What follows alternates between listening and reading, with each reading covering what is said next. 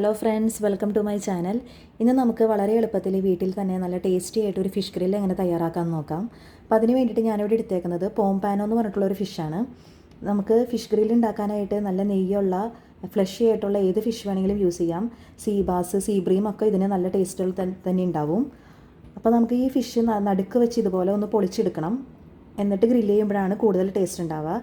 ഇങ്ങനെ പൊളിക്കാൻ ബുദ്ധിമുട്ടുള്ളവർക്കാണെങ്കിൽ നമുക്ക് രണ്ട് സൈഡും വെറുതെ വരഞ്ഞ് നമുക്ക് അങ്ങനെയും ചെയ്തെടുക്കാം.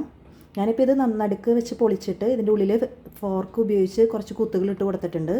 അതുപോലെ തന്നെ ഇതിൻ്റെ രണ്ട് പുറം വശത്തും ചെറുതായിട്ടൊന്ന് വരഞ്ഞും കൊടുത്തിട്ടുണ്ട്. അപ്പോൾ നന്നായി മസാലയൊക്കെ പിടിച്ച് ഇതിലേക്ക് നല്ല ടേസ്റ്റ് ആവാനും നമുക്കത് ഹെൽപ്പ് ചെയ്യും. ഇനി നമുക്ക് ഇതിലേക്ക് വേണ്ട മസാല എങ്ങനെ തയ്യാറാക്കാമെന്ന് നോക്കാം. ഞാനിപ്പോൾ ഒരു ചെറിയ മിക്സിയുടെ ജാർ എടുത്തിട്ടുണ്ട്. ഇതിലേക്ക് നമുക്ക് ഒരു 6 അല്ലി വെളുത്തുള്ളിയും ഒരു ചെറിയ കഷ്ണം ഇഞ്ചിയും ചെറുതായി കട്ട് ചെയ്തിട്ട് ചേർത്ത് കൊടുക്കാം.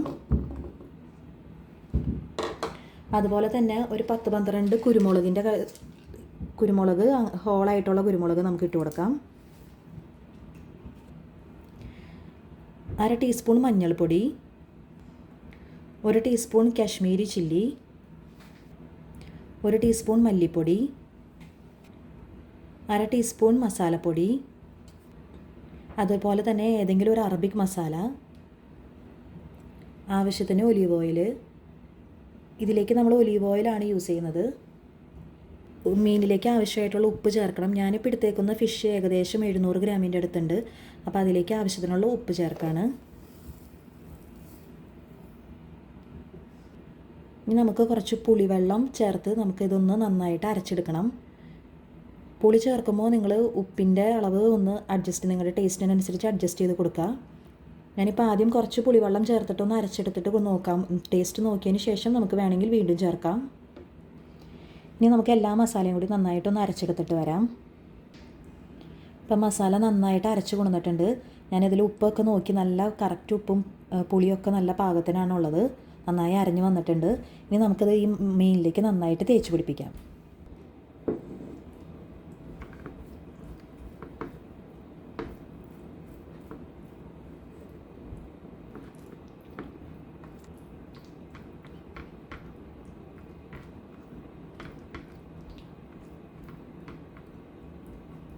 ഞാനിപ്പോൾ ഇതിൻ്റെ ഒരു വശത്ത് എല്ലായിടത്തും നന്നായി മസാല തേച്ചിട്ടുണ്ട്. ഇനി നമുക്ക് ഇതിൻ്റെ മറ്റു വശത്തും കൂടി തേച്ചെടുക്കാം.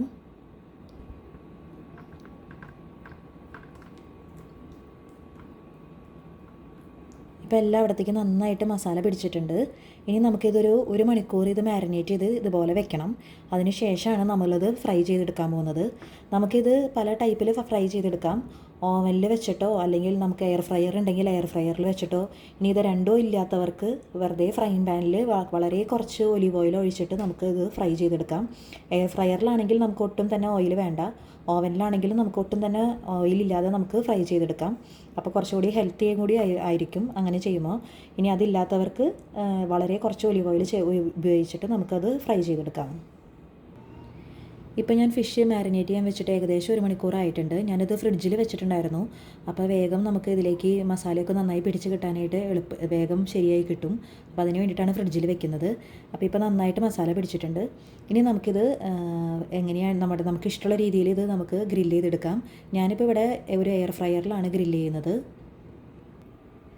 ഞാനിപ്പോൾ നമ്മുടെ മാരിനേറ്റ് ചെയ്ത് കഴിഞ്ഞ ഫിഷ് ഒരു ലൈനിങ് പേപ്പർ ഇട്ടിട്ട് നമ്മുടെ എയർ ഫ്രയറിലേക്ക് മാറ്റിയിട്ടുണ്ട്. ഇനി നമുക്ക് ഇതൊരു 400 ഡിഗ്രി ഫാരൻഹീറ്റിൽ ഒരു 10 മിനിറ്റ്സ് ഒരു സൈഡ് ഗ്രില്ല് ചെയ്തെടുക്കണം. അതിനുശേഷം നമുക്ക് മറച്ച് വെച്ചിട്ട് അടുത്ത സൈഡും അതുപോലെ തന്നെ ഗ്രില്ല് ചെയ്തെടുക്കാം. ഏകദേശം 20-25 മിനിറ്റോളം നമുക്ക് വേണ്ടി വരും ഇതൊന്ന് ഫ്രൈ ചെയ്ത് കിട്ടാനായിട്ട്. അപ്പോൾ നമ്മുടെ ഈ ഫിഷ് ഗ്രില്ല് ഇവിടെ റെഡി ആയിട്ടുണ്ട്. നല്ല അടിപൊളി ടേസ്റ്റാണ് കേട്ടോ. അപ്പോൾ നിങ്ങൾ എല്ലാവരും ട്രൈ ചെയ്ത് നോക്കണം. അതുപോലെ തന്നെ ഇതുവരെ സബ്സ്ക്രൈബ് ചെയ്യാത്തവരാണെങ്കിൽ എന്നെ സബ്സ്ക്രൈബ് ചെയ്തൊന്ന് സപ്പോർട്ടും ചെയ്യണം. അതുപോലെ തന്നെ എൻ്റെ ചാനൽ ലൈക്ക് ചെയ്യുകയും ഷെയർ ചെയ്യുകയും ചെയ്യണം. അപ്പോൾ ഇതെല്ലാവരും ട്രൈ ചെയ്ത് നോക്കില്ലേ. Thank you.